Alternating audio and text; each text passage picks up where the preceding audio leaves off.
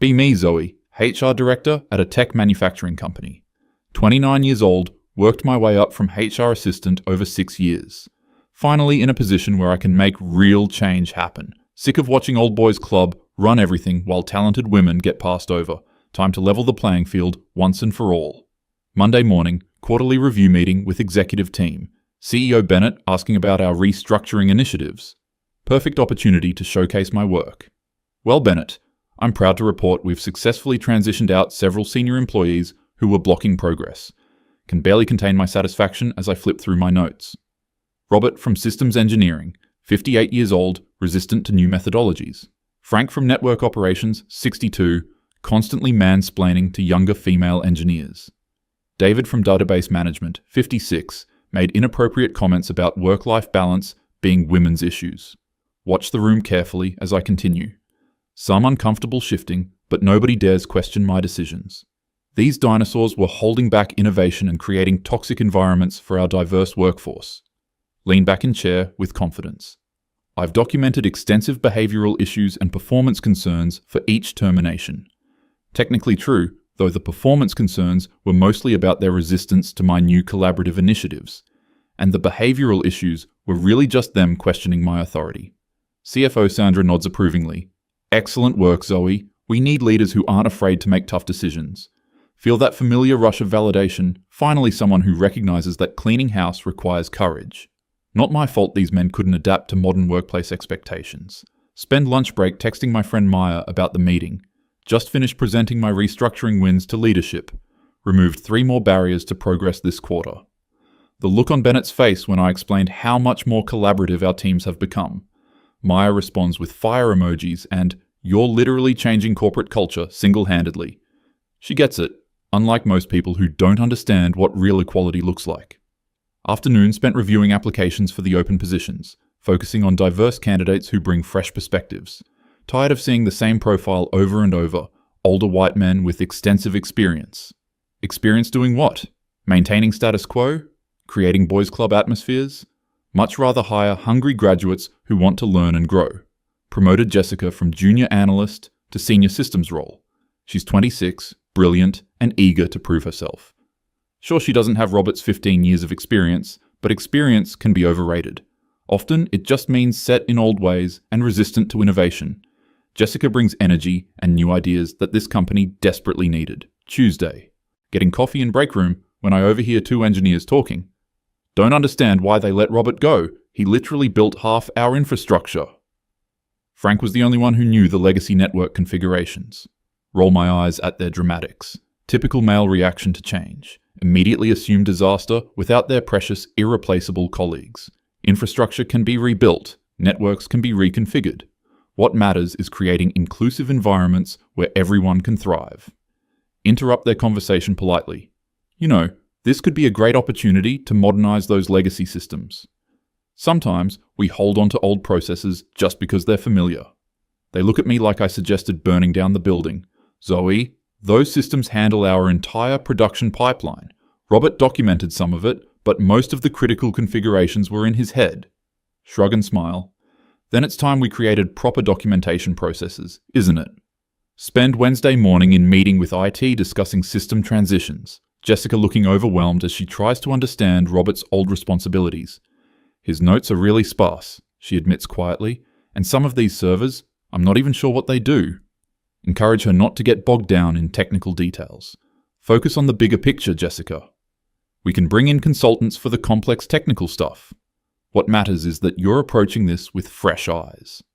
Notice some tension in the room, but attribute it to normal resistance to change. People always get anxious when established routines get disrupted. Part of leadership is guiding teams through these transitions confidently. Can't let their fear hold back progress. Thursday afternoon, Bennett calls emergency meeting. Production floor supervisor Tom looking stressed. We've had 3 separate system failures since Monday. Quality control database went down Tuesday. Network routing issues yesterday that took 6 hours to resolve. This morning, the inventory management system started corrupting data. Maintain composure while internally rolling eyes. Convenient timing for these failures right after my personnel changes. These sound like technical issues that should be escalated to IT. Tom shakes his head frantically. That's just it, Zoe. Jessica's doing her best, but she doesn't know these systems. She's been calling the software vendors, but they keep asking for configuration details that only Robert knew. Resist urged to point out that this proves these systems needed better documentation anyway. Temporary growing pains are normal during transitions. Bennett looking concerned. How temporary are we talking here? Project confidence, I don't entirely feel. Give the team time to adjust. Sometimes you have to break a few eggs to make an omelette. Notice uncomfortable silence around the table. Clearly they don't appreciate the bigger picture of what we're accomplishing. Friday morning, more urgent messages. Production has ground to complete halt. Inventory system corruption means we can't track raw materials or finished products. Quality control database failure means we can't verify product standards. Network issues, preventing communication between facilities. Jessica in tears trying to coordinate with 3 different vendor support teams who keep asking for information nobody has. Start feeling first hints of genuine concern. Maybe the transition period is taking longer than expected, but that doesn't mean we made wrong decisions. It means we need to be more proactive about solutions. Call emergency meeting to discuss bringing in temporary consultants. Consultant team arrives Monday. Spend entire day just trying to understand current system architecture. Keep asking questions about tribal knowledge and undocumented processes. Apparently, Robert and Frank and David had built intricate workarounds and customizations over years. None of it properly recorded because they were too old school to embrace modern documentation standards. Tuesday consultant report makes my stomach drop. These systems are far more complex than initially apparent. Previous administrators implemented numerous custom solutions that require intimate knowledge of the specific business processes. Reverse engineering will take months, possibly longer. Estimated cost for full system restoration, $400,000 to $600,000. Timeline 6 to 8 months minimum. Bennett storming into my office Wednesday morning. Zoe, we need to talk. He's holding printouts of financial projections. We're looking at potential bankruptcy if we can't resume normal operations within 2 weeks. Our largest client is threatening to terminate their contract. We've got regulatory audits coming up that we can't complete without proper quality control systems. Try to project calm authority. Bennett, I understand this is a challenging transition period, but we can't let short-term difficulties undermine our long-term diversity and inclusion goals. Sometimes, transformative change requires temporary sacrifices. His face goes red. Temporary? Zoe, we might lose the entire company. Spend Wednesday night lying awake staring at ceiling, mind racing through possible solutions. Maybe we could rehire Robert and Frank and David. But what kind of message would that send? That we cave to pressure the moment things get difficult? That we admit our diversity initiatives were mistakes? Absolutely unacceptable from a principled standpoint. Thursday morning, Bennett calls another meeting, this time with the entire executive team. I've been doing some research into our recent HR decisions. Pulls out folder thick with documents. Zoe, I need you to walk me through the specific performance issues that led to these terminations. Feel defensive immediately. Bennett, as I explained before, there were documented behavioral and performance concerns. He opens the folder. According to these performance reviews, Robert had consistently excellent ratings for the past 5 years. Frank received a commendation last year for preventing a major security breach. David's database optimizations saved the company $50,000 in server costs. Scramble to maintain credibility. Performance reviews don't capture everything, Bennett. There were cultural fit issues, resistance to collaboration, microaggressions toward female colleagues. Technically all true, though perhaps interpreted more broadly than others might. Sometimes you have to read between the lines. Sandra, the CFO, speaks up. Zoe, did any of these men receive formal warnings or opportunities to address these behavioral issues? Feel heat rising in cheeks. Formal progressive discipline isn't always appropriate when dealing with embedded cultural problems. Sometimes, decisive action is necessary to protect vulnerable employees. Uncomfortable silence fills the room. Realize I might have overestimated leadership's commitment to real change. Clearly, they're more focused on short-term operational concerns than long-term cultural transformation. Friday afternoon, Jessica knocks on my office door. She looks exhausted and defeated. Zoe, I need to be honest with you. I don't think I can handle Robert's responsibilities. The vendors are saying we need someone with 10+ years of experience with these specific systems. They're recommending we try to get Robert back as a consultant. Feel like the walls are closing in. Jessica, I have confidence in your abilities. Don't let them intimidate you with their gatekeeping about experience. Fresh perspectives often solve problems that so-called experts miss. But even as I say it, the words feel hollow.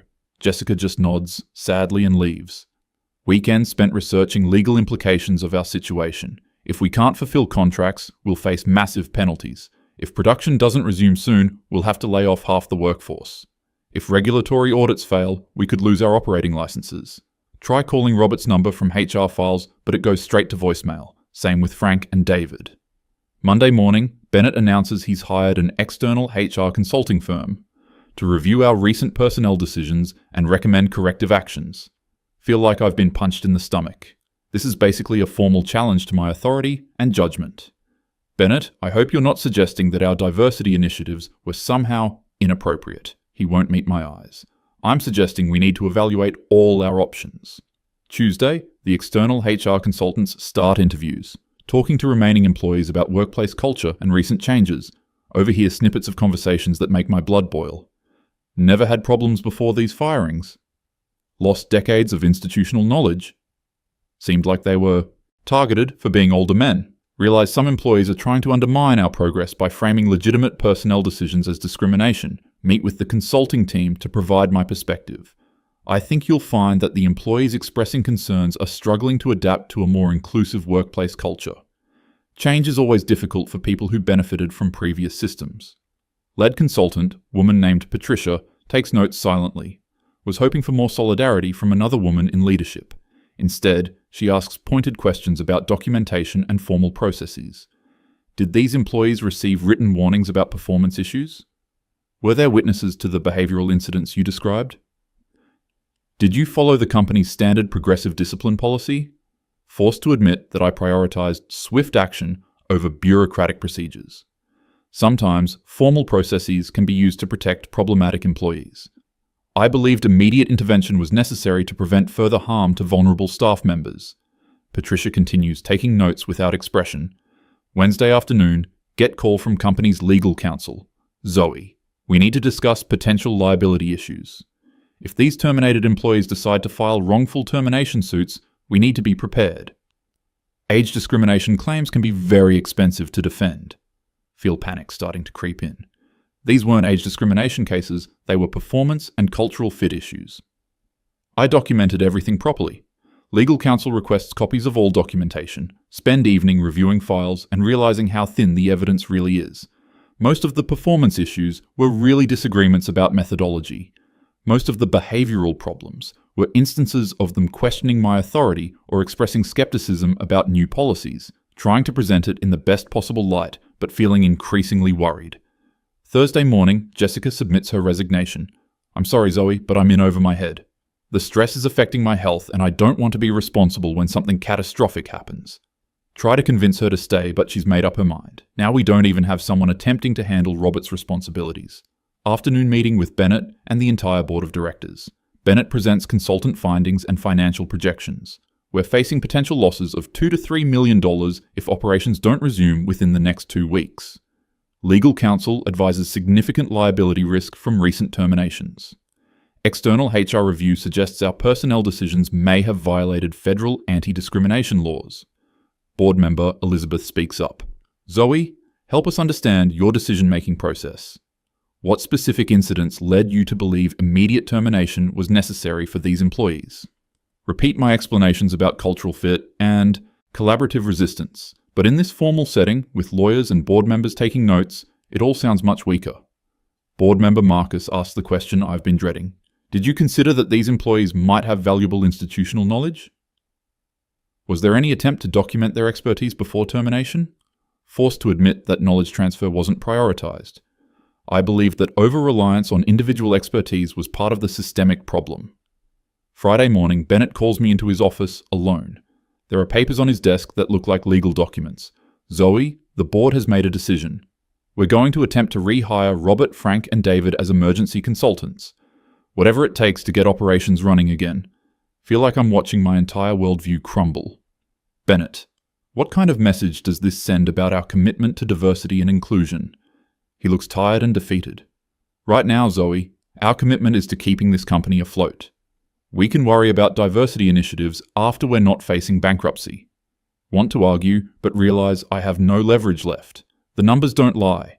We're in crisis mode because of decisions I made. Spend weekend making phone calls to Robert, Frank, and David. Finally reach Robert on Sunday evening. Have to swallow every ounce of pride to ask for his help.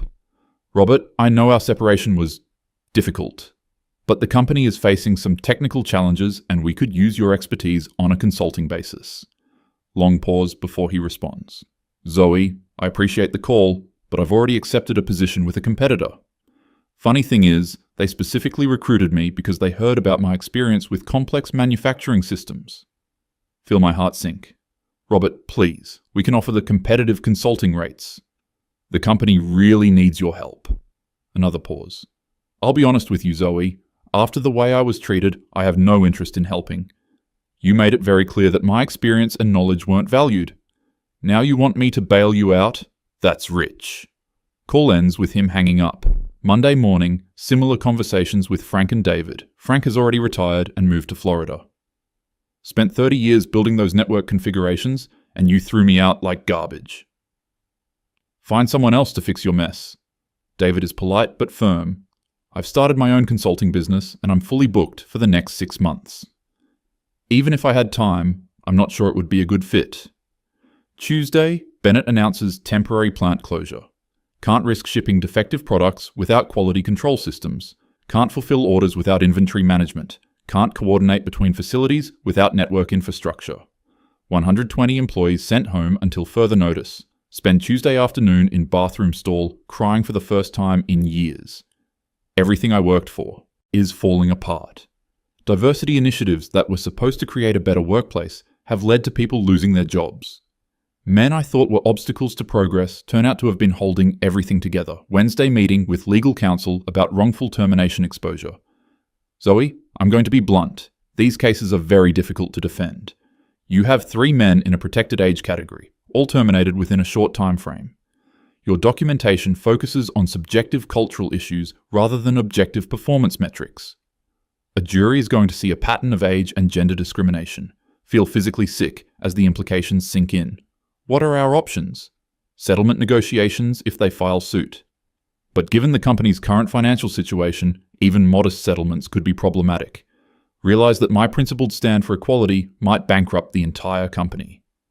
Thursday afternoon, first wrongful termination lawsuit arrives. Robert's attorney alleges age and gender discrimination, demands reinstatement, back pay, and punitive damages, includes detailed documentation of his 15-year performance history. His attorney has done homework, comprehensive record of his technical contributions and innovations. Friday morning, Frank's lawsuit arrives. Similar allegations, similar documentation. His attorney included testimony from other employees about his expertise and professionalism. Apparently several people were willing to provide character references. Realize that my perceptions of these men might not have been universally shared. Spend weekend reading through the lawsuits in detail, forced to confront possibility that my judgment was flawed. These documents paint a picture of dedicated professionals who made genuine contributions. Maybe their resistance to my initiatives wasn't about sexism or outdated thinking. Maybe they had legitimate concerns about operational continuity. Monday morning, Bennett calls emergency board meeting. The situation has become untenable. We have pending lawsuits, operational shutdown, and potential bankruptcy.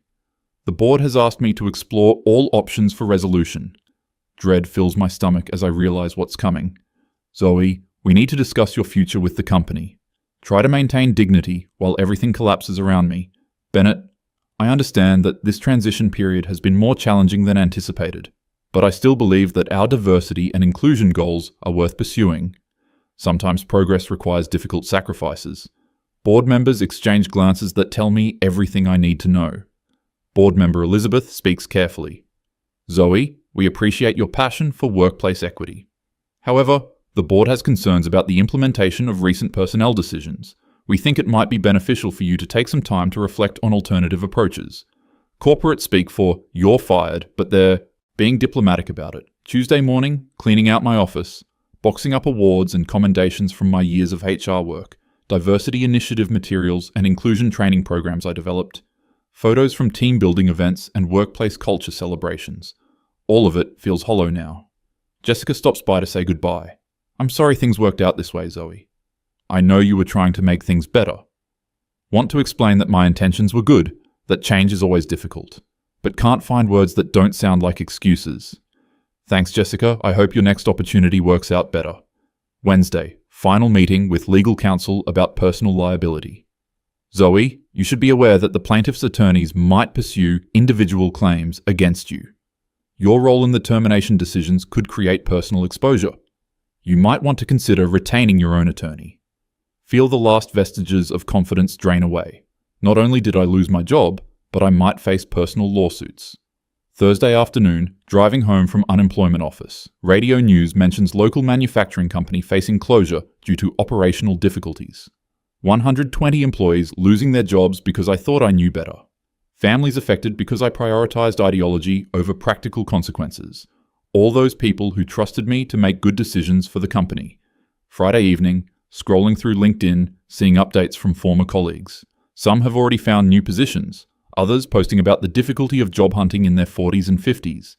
Realize that my actions didn't just affect Robert, Frank, and David. Entire workforce paid the price for my mistakes. Lying in bed Friday night, finally forced to confront uncomfortable truths. Maybe experience and institutional knowledge actually matter. Maybe resistance to change isn't always about prejudice or outdated thinking.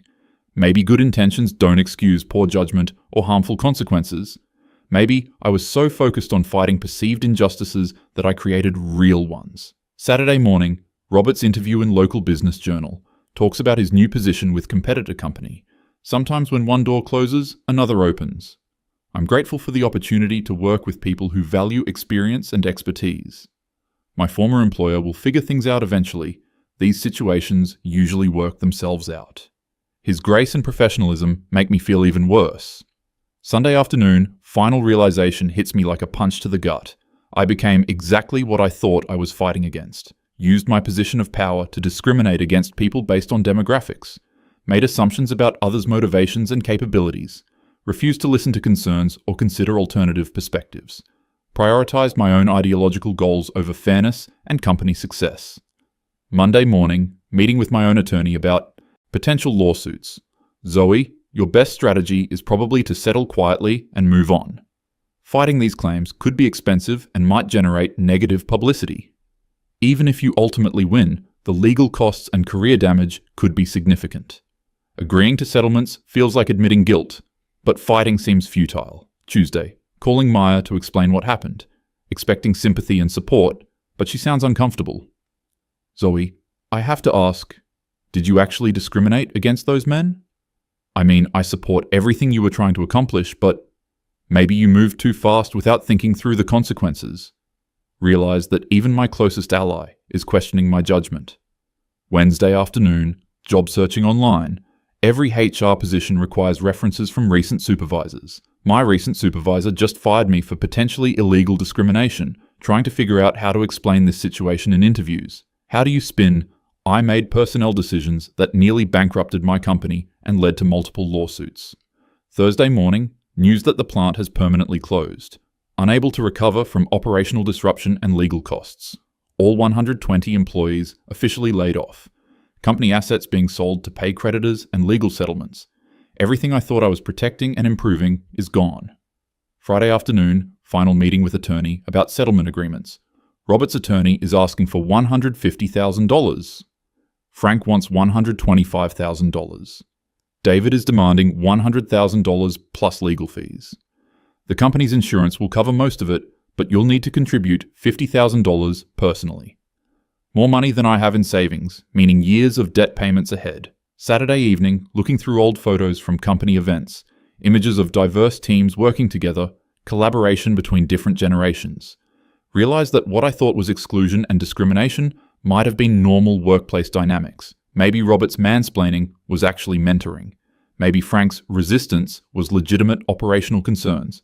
Maybe David's comments were practical observations, not microaggressions. Sunday morning, final, devastating realization.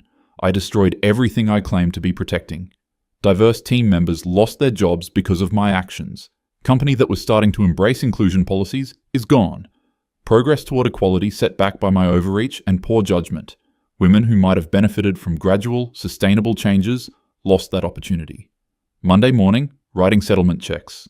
$50,000 that represents years of my life and work. Money I was saving for a house, for the future, for security. Now going to compensate men whose lives I disrupted based on flawed assumptions, signing papers that essentially admit I was wrong about everything. Tuesday, driving past the closed plant for the last time. Empty parking lot where 120 cars used to be. Security fence around buildings that used to hum with activity. Sign announcing the property is for sale. Monument to my failure to understand the difference between justice and revenge. Wednesday evening, finally admitting the truth to myself. I wasn't fighting for equality or justice. I was exercising power over people I disliked and disagreed with. Used social justice language to justify personal vendettas. Convinced myself that my biases were moral principles. Became exactly the kind of person I thought I was opposing. Thursday night, staring at my empty office supplies and career mementos. Boxes of materials from a career that's effectively over. Reputation in ruins, savings depleted, legal liability hanging over me. But worst of all, knowledge that real people suffered because of my arrogance. Families disrupted, careers derailed, company destroyed, community damaged. Friday morning, Robert's final quote in the Business Journal follow-up story. I don't hold grudges. People make mistakes, and hopefully they learn from them. The real tragedy is that this situation was completely avoidable. If there had been honest communication and respect for different perspectives, we could have found solutions that worked for everyone. Instead, ideology trumped practicality, and everybody lost. Sitting in my empty apartment Friday night, unemployed, facing years of debt payments, reputation destroyed, trying to understand how someone who genuinely wanted to make the world better could cause so much harm. Realizing that good intentions without wisdom, humility, and practical judgment are not just useless. They're dangerous. The worst part isn't my personal consequences. It's knowing that 120 innocent people lost their jobs. That Robert, Frank, and David had their careers disrupted for no good reason. That the cause of workplace equality has been set back by my extremism. That I became living proof of every stereotype about militant feminists. Sunday evening, final entry in this mental catalogue of failure. Used to believe that being passionate about justice made me a good person. Now understand that passion without judgment is destructive. Good intentions without competence hurt innocent people. Moral certainty without humility leads to exactly the kind of abuse I thought I was fighting. The man I thought I was outsmarting, Bennett, Robert, Frank, David, even the legal system, they didn't need to be clever or manipulative to defeat me. They just needed to be right. And I was wrong about everything that mattered.